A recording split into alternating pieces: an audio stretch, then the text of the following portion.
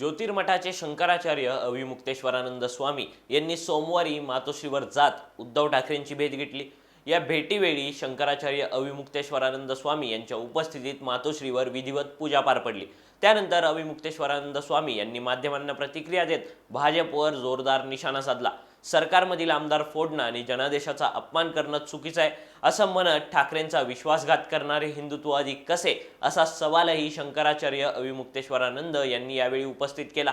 ठाकरे आणि शंकराचार्य यांच्या भेटीनंतर अनेक राजकीय चर्चांना उधाण आली। मात्र या भेटीतून उद्धव ठाकरेंना नेमकं काय साध्य करायचंय, या भेटीच्या माध्यमातून उद्धव ठाकरे हिंदुत्वाचं नरेटिव्ह सेट करतायत का, याविषयीच आपण या व्हिडिओतून जाणून घेणार आहोत। नमस्कार, मी प्रणव ढमाले, तुम्ही पाहताय फॉर द पीपल न्यूज। पुढे जाण्यापूर्वी आपण आमच्या चॅनलला सबस्क्राइब करा, लाईक व फॉलो जरूर करा। भारत दुनिया का सबसे बड़ा लोकतंत्र और एनएलसी भारत देश का सबसे बड़ा गैर राजनीतिक मंच। शक्तिशाली लोकतंत्र के लिए राहुल कराट का सार्थक कदम। मुंबई में हुआ ऐतिहासिक प्रथम राष्ट्रीय विधायक सम्मेलन।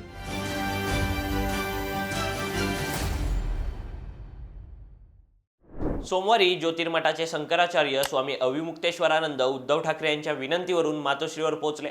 उद्धव ठाकरे आणि अविमुक्तेश्वरानंद यांच्यात यावेळी बैठकही पार पडली। या बैठकीनंतर अविमुक्तेश्वरानंद यांनी पत्रकारांशी संवाद साधला। यावेळी महाराष्ट्रात उद्धव ठाकरेंचा विश्वासघात झाला। त्यांच्या विश्वासघाताने आम्ही दुःखी आहोत। जोपर्यंत ते पुन्हा मुख्यमंत्री होत नाहीत तोपर्यंत आमचं दुःख दूर होणार नाही। आपण सर्वजण सनातन धर्माचे अनुयायी आहोत। आमच्याकडे पाप आणि पुण्य याची व्याख्या आहे। सर्वात मोठं पाप म्हणजे विश्वासघात। उद्धव ठाकरे यांची फसवणूक झाली आहे। मी त्यांना सांगितलंय की त्यांचा जो विश्वासघात झालाय त्यामुळे आम्हाला सर्वांना दुःख झालंय। जोपर्यंत ते पुन्हा महाराष्ट्राचे मुख्यमंत्री होत नाहीत तोपर्यंत आमची वेदना कमी होणार नाही असं म्हणत अविमुक्तेश्वरानंद यांनी थेटपणे भाजपवर निशाणा साधला। सोबतच पक्ष फोडून सरकार पाडणं आणि जनतेच्या जनादेशाचा अपमान करणं चुकीचं आहे। कोणाचं हिंदुत्व खरं हे जाणून घेतलं पाहिजे। जो विश्वासघात करतो तो हिंदू असू शकत नाही।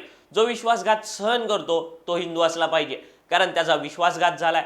ज्यांनी विश्वासघात केला ते हिंदू कसे असू शकतात असा सवालही त्यांनी यावेळी उपस्थित केला। मात्र अविमुक्तेश्वरानंद यांनी केलेल्या या विधानांमुळे आता पुन्हा एकदा राजकीय चर्चांना उधाण आले। 2019 साली राज्यात विधानसभा निवडणुकीवेळी भाजप आणि शिवसेनेकडे बहुमत होतं। मात्र त्यावेळी मुख्यमंत्री पदावरून झालेल्या वादातून उद्धव ठाकरे युतीतून बाहेर पडले। त्यानंतर काँग्रेस आणि राष्ट्रवादीच्या मदतीनं राज्यात महाविकास आघाडीचा प्रयोग यशस्वी करत उद्धव ठाकरे राज्याचे मुख्यमंत्री झाले।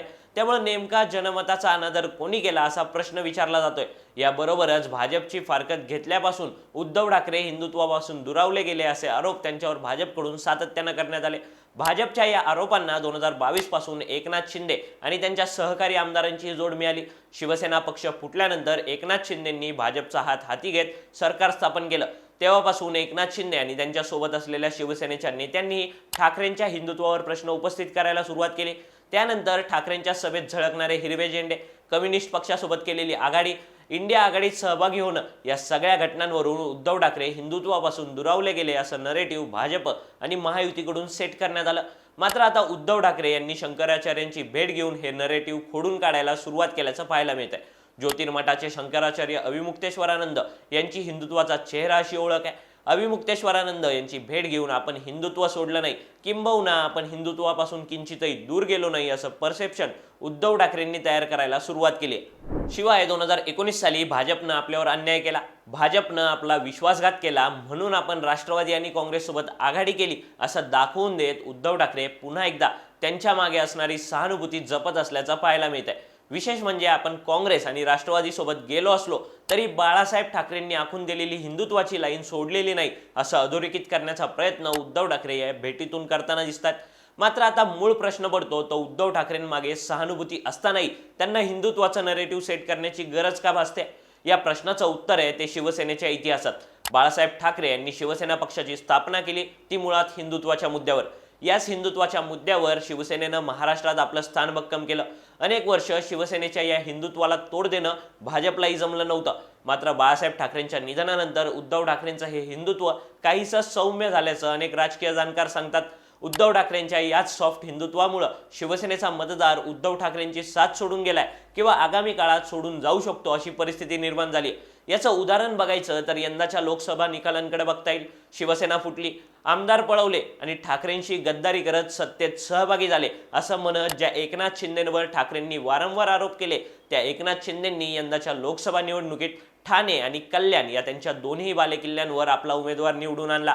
याशिवाय ठाकरेंचा बालेकिल्ला असणाऱ्या मुंबईतील एक जागा आणि छत्रपती संभाजीनगरच्या जागेवरही एकनाथ शिंदेंच्या शिवसेनेचा उमेदवार विजयी झाला.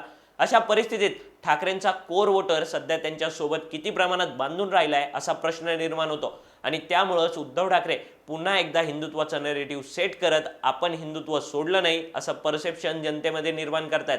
तुम्हाला या सगळ्याबाबत काय वाटतं ते खाली दिलेल्या कमेंट बॉक्समध्ये लिहून कळवा. व्हिडिओ आवडला असेल तर लाईक करा आणि अशाच आणखी नवनवीन व्हिडिओसाठी फॉर द पीपल न्यूजला सबस्क्राईब करायला विसरू नका. धन्यवाद.